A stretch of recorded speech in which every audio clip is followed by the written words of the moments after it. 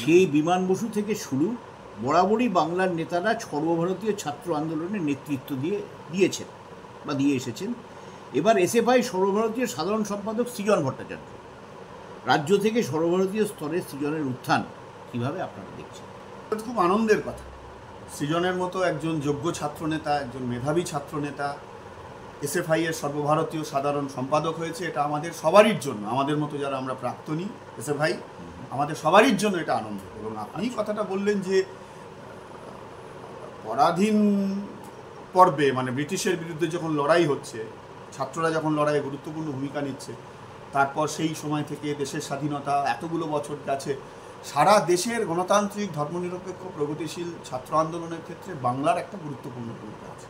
সৃজনের আগে ময়ূখ, সেও আমাদের বাংলার ছাত্রনেতা ছিল।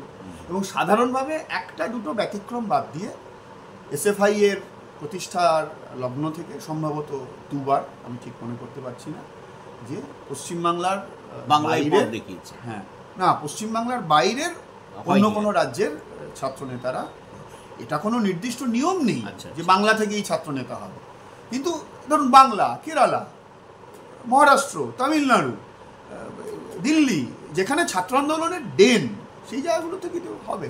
আর সৃজনের হওয়াটা অবশ্যই খুব গুরুত্বপূর্ণ, কারণ আমরা খুব আনন্দিত। আমি শুরুতেই বলেছি, সৃজনের মতো একজন মেধাবী ছাত্র, আমি আবার বলবো শুধু মেধাবী নয়, চিন্তাশীল মানুষ, রুচিসম্পন্ন একজন মানুষ। আমরা আশা করি এবং খুবই আশাবাদী যে গোটা দেশের ছাত্রদেরকে আজকের ক্রাইসিসে, আজকের পরিস্থিতির ডিমান্ড অনুযায়ী নেতৃত্ব দেবার ক্ষেত্রে সৃজন, তার সভাপতি এবং তার যে গোটা টিম, আপনারা সবসময় সিঙ্গল আউট করেন একজন ব্যক্তিকে, ব্যক্তির গুরুত্বপূর্ণ ভূমিকা থাকে, কিন্তু ব্যক্তি কখনোই তার টিম না হলে পরে কাজ করতে পারে না। আমরা আশাবাদী, আনন্দিত এবং আশাবাদী দেশের ছাত্র আন্দোলনকে সৃজন আজকের পরিস্থিতিতে কার্যকরী নেতৃত্ব দিতে পারবে, সৃজন এবং তার টিম। হাইকোর্টের ডিভিশন বেঞ্চ নির্দেশ দিল কলেজগুলোতে এবার নির্বাচন করতে হবে, এতদিন যা হয়নি, ততদিন ইউনিয়ন রুম খোলা যাবে না। এটা কি এসএফআই এর আন্দোলনের জয়? এসএফআই এর আন্দোলনের জয় কি জয় নেই, এসএফআই এর নেতারা বলে। আমি প্রাক্তনী হিসাবে এটা আমার বলা, আমি বলতে চাই না। আমিও জানি, আপনার মতো আমিও জানি যে এসএফআই না, আপনি তো এসএফআই এর একটা কথা বলছেন। এসএফআই যে দাবি করেছিল তাদের এটা দ্বিতীয় দাবি। প্রথম দাবি ছিল যে অবিলম্বে ছাত্র সংসদ নির্বাচন করতে আছে। হাইকোর্টও কিন্তু সেই কথা বলেছে। একটা ডেমোক্রেটিক স্ট্রাকচারে, গণতান্ত্রিক কাঠামোতে, গণতান্ত্রিক রাজনীতিতে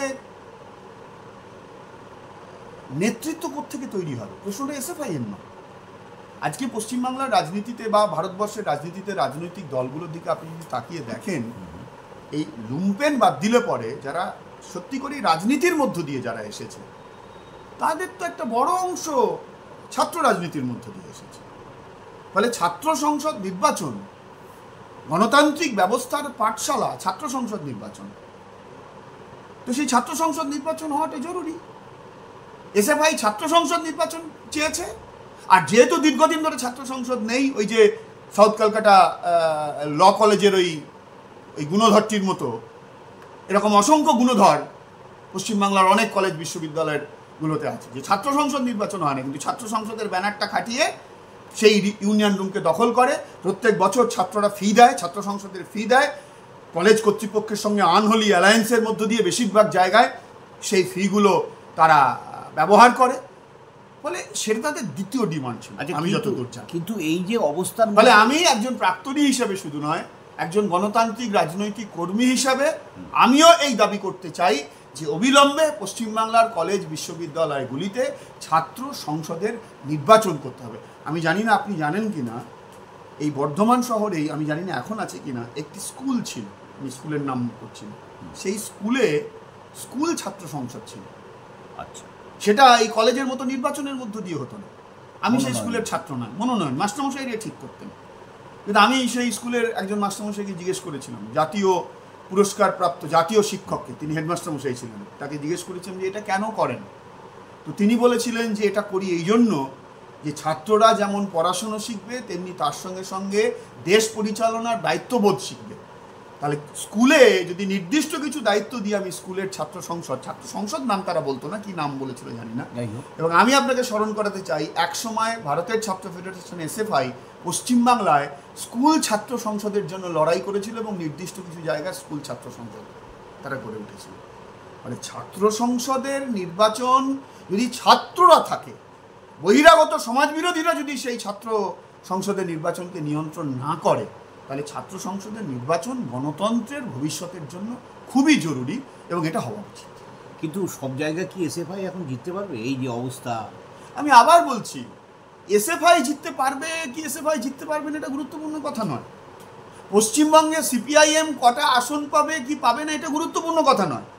পশ্চিমবঙ্গের এই দুর্নীতিরাজ দুষ্কৃতিরাজ এইটা বন্ধ হবে এটা গুরুত্বপূর্ণ। তেমনি কলেজগুলোতে এসএফআই জিততে পারবে কি পারবে না এটা গুরুত্বপূর্ণ কথা নয়। গুরুত্বপূর্ণ কথা হলো কলেজগুলোতে দুর্নীতি এবং দুষ্কৃতিরাজের যে বাস্তুভুগুর বাসা হয়েছে সেই বাসাগুলোকে ভেঙে কলেজগুলোতে গণতান্ত্রিক পরিবেশ ফিরবে কিনা, কলেজগুলোতে দুর্নীতিমুক্ত পরিবেশ ফিরবে কিনা। আর আমি এটা বিশ্বাস করি যে গণতন্ত্রের জন্য এবং দুর্নীতিমুক্ত স্বচ্ছ যে লড়াই, সেই লড়াইয়ে যদি এই পরিবেশ তৈরি করা যায়, এবং অভিজ্ঞতা দেখাচ্ছে যে এই সময় পশ্চিমবাংলায় যে কটা ছাত্র সংসদ নির্বাচন হয়েছে, সে প্রেসিডেন্সি ইউনিভার্সিটি হতে পারে, যাদবপুর বিশ্ববিদ্যালয় হতে পারে, বা কলকাতা মেডিকেল কলেজে বোধহয় কিছুদিন আগে ছাত্ররা নিজেরা নির্বাচন করেছে, যে এই নির্বাচনগুলোতে অবশ্যই বামপন্থীরাই জয়লাভ করে।